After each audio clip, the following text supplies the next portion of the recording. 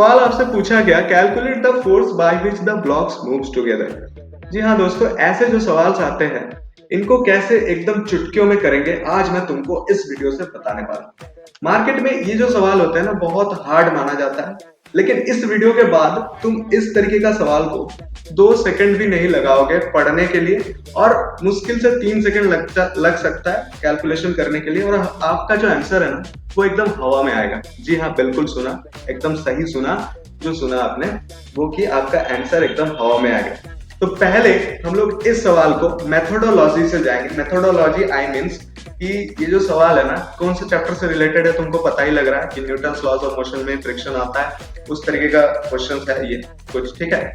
तो हम लोग देखते हैं, एक तरीके क्वेश्चंस पढ़ते हैं। पहले calculate the force by which the blocks move together. कितना फोर्स लगाया जाए ताकि ये ब्लॉक जो है 3 kg और 5 kg दोनों एक साथ चल पाए।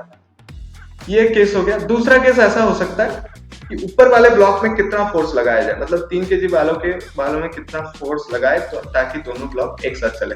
हाँ बिल्कुल, ध्यान रखना एक चीज को, इसमें इस तरीके का क्वेश्चन है, ऑब्वियसली जो नीचे वाला जो सरफेस होगा वो ऑब्वियसली स्मूथ होना चाहिए, नहीं तो ये ट्रिक कभी लागू नहीं होगा, ठीक है। ध्यान रख लेना, हवाबाजी जब कर रहे हो तब कुछ चीजें को ध्यान रखना पड़ सकता है, ठीक है।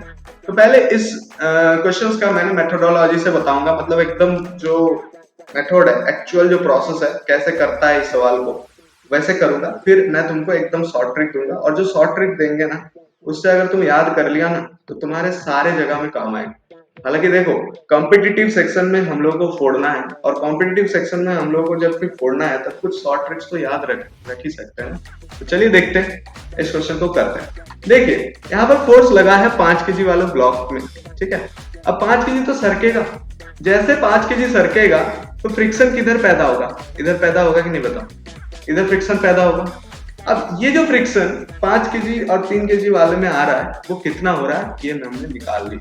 चलो निकाल लेते हैं, कितना आ रहा है। अब देख ही पा रहे हो, 3 और 5 आ रहा है, यानी कि 15 न्यूटन, ठीक है। अब कर लेना, इतना तो मैं तुमको बता दे रहा हूँ कि इनके बीच फ्रिक्शन कितना आ रहा है, 3 kg, यानी कि नॉर्मल 30 हो गया, और 5/10 मतलब आधा, ठीक है, 15 न्यूटन, ठीक है। अब ये 15 न्यूटन जो है ना वो किसको चला रहा है, इस 3 kg वाले ब्लॉक को चला रहा है कि नहीं, क्योंकि 3 kg में और फोर्स है ही किधर। 3 kg को अगर चला रहा है तो ओनली एंड ओनली फ्रिक्शन चला रहा है, और फ्रिक्शन उतना चलाएगा जितना टोटल लग रहा है, तभी तो दोनों ब्लॉक इक्वल, मतलब साथ साथ चलेगा ना। अगर देखो, इस ब्लॉक में 15 न्यूटन पीछे लगता, सामने मानो 20 न्यूटन लग जाता, या फिर पीछे 20 न्यूटन, सामने मानो कुछ कम न्यूटन लग जाता, तो क्या दोनों एक साथ चल पाता, नहीं चल पाता।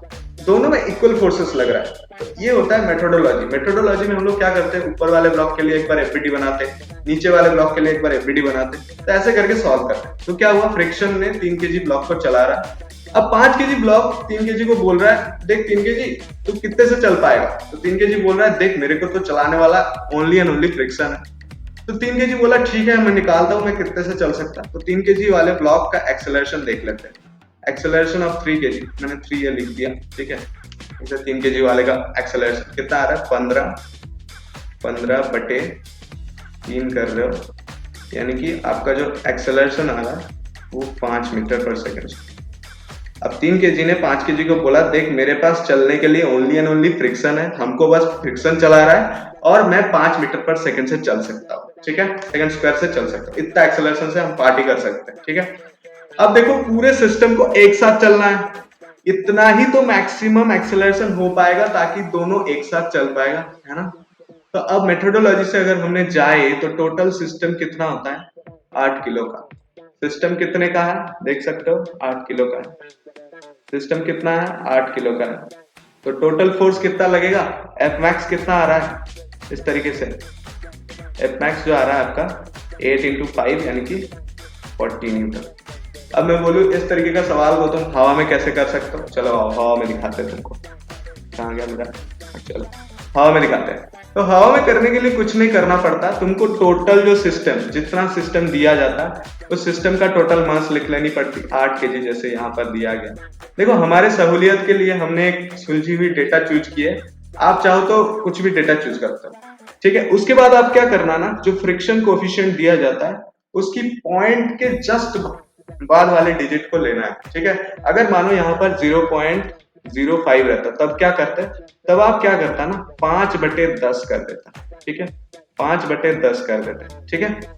तो आपको ध्यान रखना है पॉइंट के जस्ट बाद वाले जो अगर है तो उसको हम लोग डायरेक्ट एज यूजुअल वही मैग्नीट्यूड लगा लेते हैं, 8 × 5 यानी कि 40 न्यूटन आ गया आंसर। तो हमने क्या सॉल्व किया, मेथोडोलॉजी से भी देखा कि सही है भाई, 40 न्यूटन आ रहा है मैक्स, और यहाँ से भी हम लोग देख लिए कि 40 न्यूटन आंसर आ रहा है। समझ में आ गया आई थिंक, ठीक है। इसे एक बार ध्यान रख लेना। अब दूसरे सवाल में आओ। दूसरा सवाल आपसे ये पूछा कि ऊपर वाले ब्लॉक में कितना फोर्स लगाए ताकि दोनों एक साथ चल पाए। तो इसको भी करने के लिए वही सेम तरीका अगर हमने अपनाए तो देखो बेटा क्या करना पड़ेगा, थोड़ी सी कलर हम चेंज कर लेते हैं, ये वाला कलर सुंदर लगेगा, ठीक है। अब 3 केजी में ब्लॉक, 3 केजी में फोर्स लगा रहे हैं। अब जो फ्रिक्शन अकेला पैदा हो रहा है वो कितने का हो रहा है देख लेते हैं। फ्रिक्शन आ रहा है आपका सॉरी फ्रिक्शन कितना आ रहा है आपका 3×5 15 न्यूटन, ठीक है, सेम टू सेम 15 न्यूटन। अब देखो डेटा कुछ भी हो सकता है, मेथड आपको समझा रहा हूँ कि कैसे करना है, एक एग्जांपल के जरिए समझा रहा हूँ तुमको कैसे शॉर्ट ट्रिक से आपको जाना है। तो शॉर्ट ट्रिक से ये है कि आपको जो नीचे वाले ब्लॉक में अगर मैक्सिमम फोर्स पूछा तो सिस्टम टोटल की ले लेना mass, total system of mass into जो कोएफिशिएंट ऑफ फ्रिक्शन का वैल्यू रहेगा, ठीक है। तो अब की बार देखो यहाँ 15 न्यूटन फ्रिक्शन, अब 5 केजी को चलाने वाला ओनली एंड ओनली कौन है, फ्रिक्शन। फ्रिक्शन अकेला बोलेगा कि 5 केजी तू चल, ठीक है, 5 केजी को बोलेगा ठीक है तू अगर इतनी फ्रिक्शन से जाएगा ना तो तेरे में नेट फोर्स 0 रहेगा और 3 केजी के साथ साथ तू चल पाएगा। तो यहाँ पर उसी हिसाब से हम लोग 5 केजी वाले ब्लॉक के एक्सेलरेशन निकाल लेते हैं। अब की बार 3 केजी पूछ रहा है 5 केजी को कि 5 केजी तू कितने से चल सकता है। 5 केजी बोल रहा है ठीक है हमने तो चल लेंगे, और कितने से चलेंगे वो अभी देखो कितने से चल रहा है, ये 3 मीटर पर सेकंड स्क्वायर, ठीक है, ये आगे देखो 3 मीटर पर सेकंड स्क्वायर, ठीक है। अब देखो टोटल सिस्टम कितने की है, वही सेम प्रोसेस हम लोग फॉलो करेंगे। टोटल सिस्टम कितने की है, 8 केजी की, 8 केजी है, और एक्सेलरेशन कितना है 3 है, यानी कि आंसर कितना है 24 न्यूटन।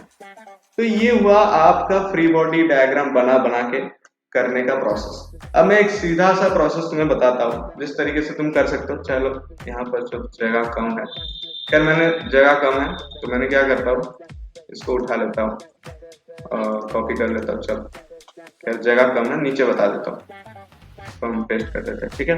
तो यहाँ पर मैंने बता देता हूँ इसकी ट्रिक क्या हो। तो ट्रिक कुछ ऐसा है, आपको क्या देखना रहता है ना, पहले आप कोएफिशिएंट ऑफ फ्रिक्शन लिख दो। कोएफिशिएंट ऑफ फ्रिक्शन वही है कितना है 5। अब जैसे ब्लॉक जिस ऑर्डर पे है, समझो कि यहाँ पर क्या है 3 केजी वाले ब्लॉक है और 5 केजी वाले ब्लॉक है, तो 3 केजी ऊपर है 5 केजी नीचे है, ऐसे ऑर्डर में लिखना है। मानो यहाँ पर 6 केजी ऊपर रहता 10 केजी नीचे रहता तो 6 ऊपर नीचे 10। मानो यहाँ पर 5 केजी ऊपर रहता 3 केजी नीचे तो 5 ऊपर 3 नीचे, ऐसे मतलब ऑर्डर में लिखनी होनी चाहिए। जो ब्लॉक ऊपर उसको ऊपर में न्यूमरेटर में, और जो ब्लॉक नीचे उसको डिनोमिनेटर में, ऐसे लिखना रहता है, ठीक है। उसके बाद आपको क्या करना है, टोटल मास कितना है 8 केजी, वही लगा। अब 5 से 5 घट गया, ये आ गया 24 मीटर। मतलब कुल मिला के मैंने ये बताना चाह रहा हूँ कि जो कोएफिशिएंट ऑफ फ्रिक्शन है उसकी वैल्यू को लिखो, उसकी वैल्यू को ध्यान से लिखो, फिर आप ब्लॉक की ऑर्डर बनाओ। ब्लॉक की ऑर्डर मतलब ऊपर 3 केजी नीचे 5 केजी, फिर आप टोटल मास करो। ये क्या है आपका टोटल मास, टीएम लिख देता हूं उसे, टोटल मास। समझ में आ गया। इसको अगर कर देते हो तो आपका आंसर ऐसे आ जाता है। अब तुम कॉपी में इसको नोट कर सकते हो कि कोएफिशिएंट ऑफ फ्रिक्शन का वैल्यू, उसके बाद ब्लॉक कैसे सजाया हुआ है, ऊपर में जो ब्लॉक है वो न्यूमरेटर में, जो नीचे का ब्लॉक है उसका मास डिनोमिनेटर में, इनटू टोटल मास। ऐसे करोगे तो आपका आंसर चुटकियों में आएगा। नहीं तो आप फ्री बॉडी डायग्राम बना बना के भी कर सकते हो, उससे कोई समस्या नहीं है। मेरा मतलब है कि जल्दी करना।